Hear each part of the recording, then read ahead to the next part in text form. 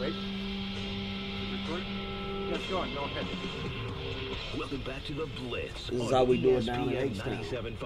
On a From nice, the Bud Light Studios. sunny Here's Fred Fowler and AJ Hoffman. Well, you have to go down because I only have your head and shoulders in here. Blitz. There we go. There. This Now is how we we see. do it in H-Town on a nice, sunny day. Spices in the house. There you go. One of my favorite guys Because I have on it the planet. picked out. Writer for Rockets.com. I only have Jason it- Friedman, who always have it joins us zipped out after a so I can Rockets zip loss, in. by the way. So it's good to get the season show off to the right start here. What's Cassette up, doesn't Mr. work. Friedman? It's a tradition, isn't it? Hey, Sean, come over here. It's uncanny. I need to stop coming on the show with you guys for the sake of the franchise, if nothing else. It used to be worse when we had the Sunday morning show, and it seemed like every Saturday night the Rockets lost. Then they'd have like they have a 3-game winning streak, and then they lose on Saturday night, and you come on and Mr. Depression at 8 in the morning, and so hopefully we won't have a lot of these. But let's talk a little bit about last night's game and just some general impressions from you on some positives and the things that weren't so good from the team last night. Sure. I mean, the positives right off the bat, I think that you point to Kyle Lowry. I think there were some questions from people, the last 2-3 months of the season, was that an aberration? Are you going to see a regression to the mean? For the month of March.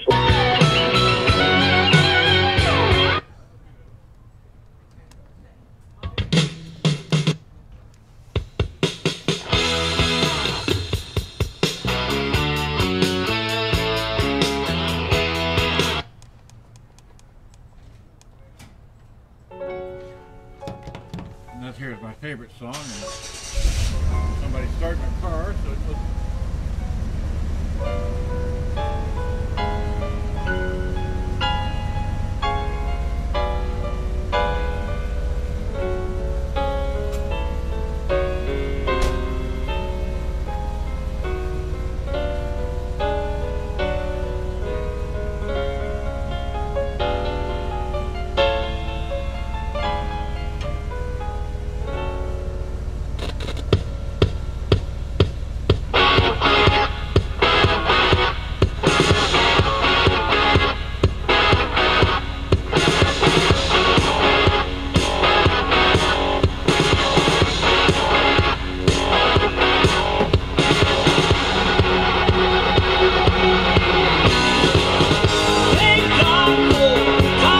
You know, 20-plus minutes and give the Rockets what he did portends well, because we all know the void that they have had in the middle there.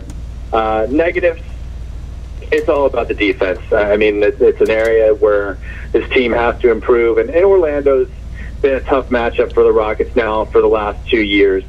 Ever since Yao went down, you know, Dwight Howard and just the havoc he creates in the middle, whether it's directly with him scoring or indirectly with the spacing issues that he causes, because they just spread the floor with those shooters. And, you know, the Rockets did a good job, I thought, hanging in there last night, but they were giving up way too many wide open threes, way too many easy forays to the rim.